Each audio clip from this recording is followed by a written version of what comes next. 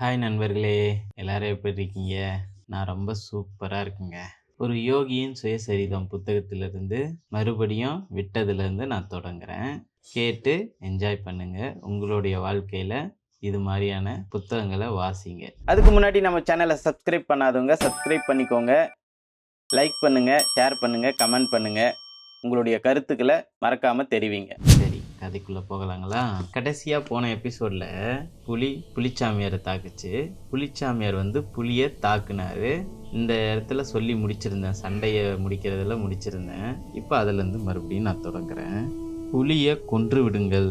அதாவது போர்க்களத்தில் நிற்கிற மாதிரி 2 பேரும் களத்தில் இருந்தாங்க இல்லையா? புலியும் புலிச்சாமியாரும் இருந்தார் இல்லைங்களா? இவருக்கு ரொம்ப காயம் பட்டுருச்சு. அதுக்கப்புறம் புலியை இவர் தாக்குனாரு.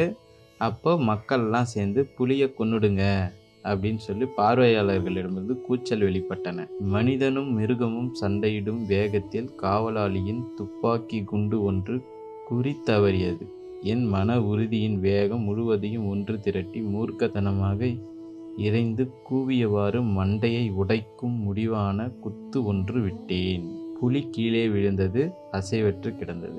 இதுல முடிச்சிருந்தேன். ஒரு பூனையை போல என்றேன் நான் இடைமறித்து. அவர் சொல்றாரு, நீ ஒரு பூனை மாதிரி அப்படின்னு சொல்றாரு புலிகிட்ட. அந்த சுவாமி அதை ரசித்து பலமாக சிரித்தார். பிறகு ஆர்வமூட்டும் கதையை தொடர்ந்தார்.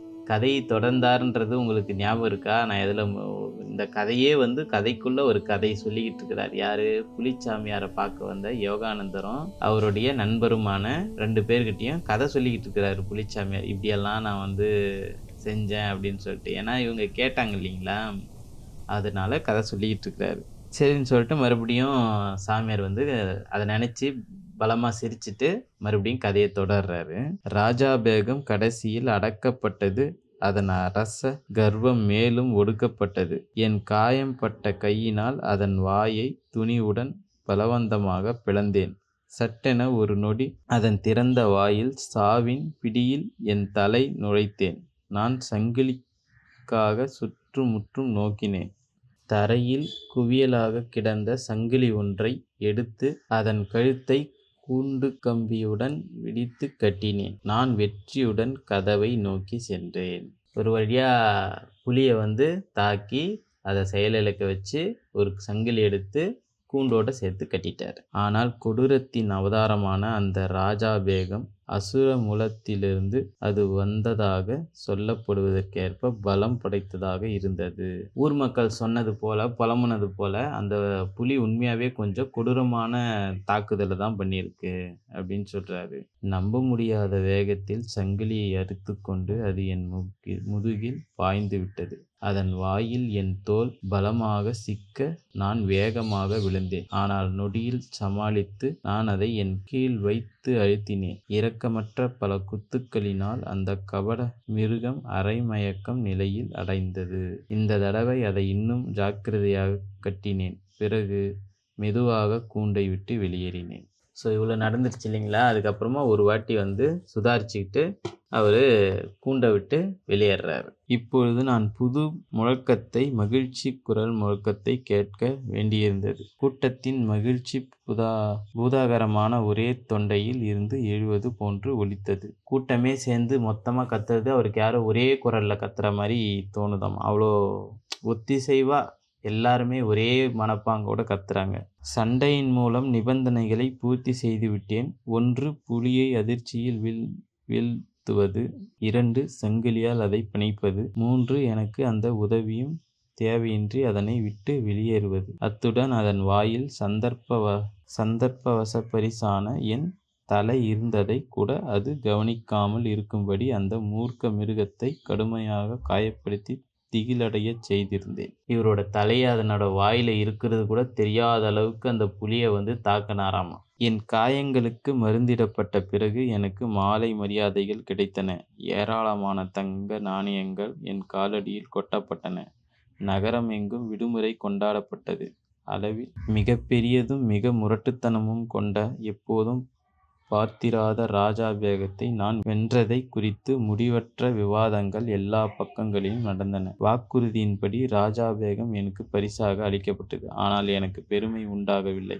என் இதயத்தினுள் ஒரு ஆன்மீக மாறுதல் ஏற்பட்டது. நான் கூண்டிலிருந்து முடிவாக வெளிப்பட்டபோது என் உலகம் ஆசைகளின் கதவை நான் மூடிவிட்டதாக தோன்றியது. எல்லாருமே ஊரே பாராட்டிக்கிட்டு இருந்த போதும் கூட இவருக்கு அந்த பாராட்டுல மகிழ்ச்சியெல்லாம் இல்லை. இவருக்குள்ள ஒரு ஆன்மீக மாற்றம் தான் ஏற்பட்டுச்சாமா. ஒரு வேதனையான காலம் தொடர்ந்தது.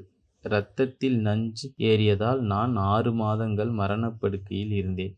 வெளியே கிளம்பும் அளவிற்கு குணமடைந்ததும் நான் குச்பிஹாரிலிருந்து என் சொந்த ஊருக்குச் சென்றேன். எனக்கு அறிவுபூர்வமான எச்சரிக்கை விடுத்த தெய்வீக மனிதர்தான் என் குருவென்று அறிந்தேன். பணிவுடன் நான் என் தந்தையிடம் இதை ஒப்புக்கொண்டேன்.